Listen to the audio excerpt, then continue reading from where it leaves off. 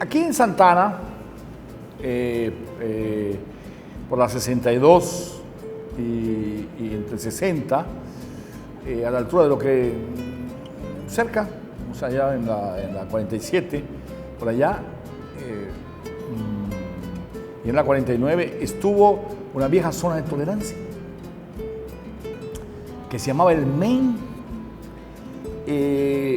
Sobre esta hace una crónica, Cosas de mi tierra, si mal no recuerdo es el título de la crónica que hace Emilio Abreu Gómez, de cómo era la vida en este lugar.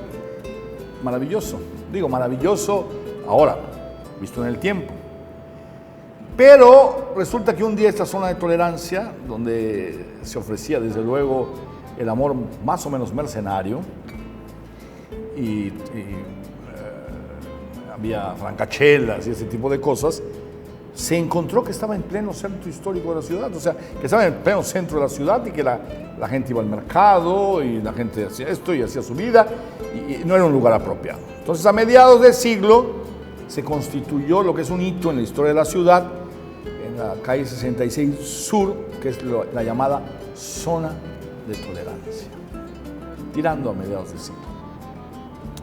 Están los cuartos todavía allá, los cuartitos, que sufrieron un grave incendio, que había siempre pensado que había que dignificar esa zona, aprovechando esos cuadros con algún destino, que le dé otro nivel a esa zona. Bueno, pero ahí se hizo en un vasto territorio una ciudad, digamos, una ciudadela. Ciudadela quiere decir una ciudad dentro de la ciudad, donde era lo mismo, se permitía, algún día vamos a hacer una cápsula sobre la prostitución, que en casi todos los pueblos de la tierra empezó teniendo, casi en todos, un principio místico, un principio religioso. En la Ciudad de México, ¿no? Las que quitan la tristeza, decían los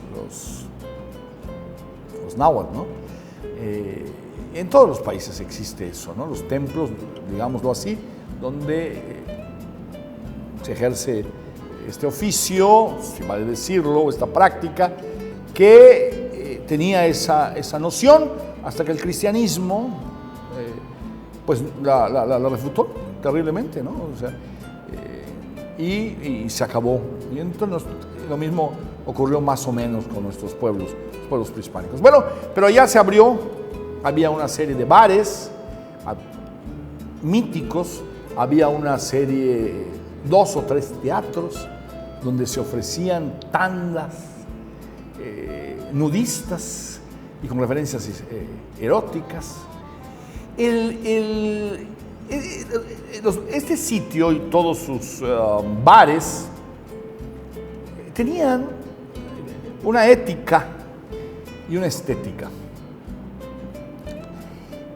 La ética es un memento, un recuerdo de cuando todos estaban en el paraíso y no había vergüenza, no se había comido el fruto prohibido. Ahí nadie le daba pena, nada. Nada, en muchos sentidos. No estoy diciendo los parroquianos y los miembros, las mujeres que estaban en el ejército de salvación, no estoy diciendo eso. Ni unos ni otros, todos. No existía, esa es la ética, la noción de la vergüenza. Porque no se había comido el fruto prohibido, ¿no? Es como dijo alguien, escribió, es como el paraíso terrenal, ¿no? Todos estamos iguales, somos iguales y nada, en la decencia, la supuesta decencia, o la supuesta moral, nos quita esa inocencia de pensar que el cuerpo o ciertas caricias o cierta postura son censurables, nos quita la inocencia que muchas veces vemos en el interior del Estado, gente que convive con la naturaleza, que no se escandaliza de nada. Los mayas no se escandalizaban de nada, completamente. Bueno, había unos bares de primera que y que eran el Villa Magdalena, y el Mambo, el Río Rosa. Había, desde luego, había unas de segunda categoría. Eso es muy importante, ¿eh? Había bares de primera y había bares de segunda. O sea, se convocaba a todos, absolutamente. Claro, también estaban estas, las madames, que hoy ya no existen, por la gracia de Dios, además. O sea, hay que darle gracias que no existan, porque pues es un oficio medio explotador.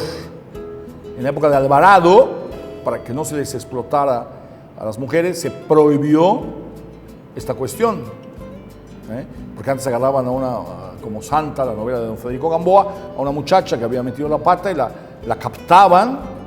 Bueno, qué cosa más terrible, ¿no? O sea, ahí la explotaban hasta que la acababan, sin vida. Pero había grandes nombres de madames que eran toda una referencia, así junto con los bares. Un buen día, primero hubo un incidente con estudiantes, muy grave, porque había su portón de entrada y los estudiantes, pues, en aquella época eran protagonistas sociales, podían hacer lo que les daba la gana. Hoy ya no, gracias a Dios. Y lo primero que hizo el gobierno, o de los primeros actos, creo que fue el primero, de don Carlos Loret de Mola Mediz, y su jefe de policía, el capitán Leopoldo Castro Gamboa, fue cerrar esta zona de tolerancia y acabarla. Esto para la ciudad fue muy importante, ¿eh? Fue algo importante porque se desvinculó todo ese sur. Claro que con el Panteón Florido, el cementerio, que es el inicio, pues no era una zona muy agradable, pero ya luego permitió una serie de conexiones en la ciudad. Eso primero fue un acierto. Y luego, pues evitar que estos sitios donde se empieza a dar impunidad para unas cosas y termina dándose para todo, ¿no? Hay una anécdota famosísima en un gobierno de los años 40, que el director del Hospital Orán declara a la prensa que la gente, los concesionarios de los bares, etcétera, etcétera, de la zona de tolerancia, daban un dinero para el Orán. Ese nivel institucional tuvo. Y dijo este director, una declaración desafortunada: ahí los enferman de las enfermedades venéreas y aquí los curamos. Por lo tanto, pues tienen que dar una cantidad para el Orán. Al día siguiente lo corrieron, por supuesto, desde luego. El caso es que después de esta cerrada, pues ya proliferaron otros lugares por la ciudad, de los que vamos a hablar en otro comentario. Si le gustó, suscríbase a este canal. Si no, diga lo que le parezca. Vea el próximo, a lo mejor se le gusta.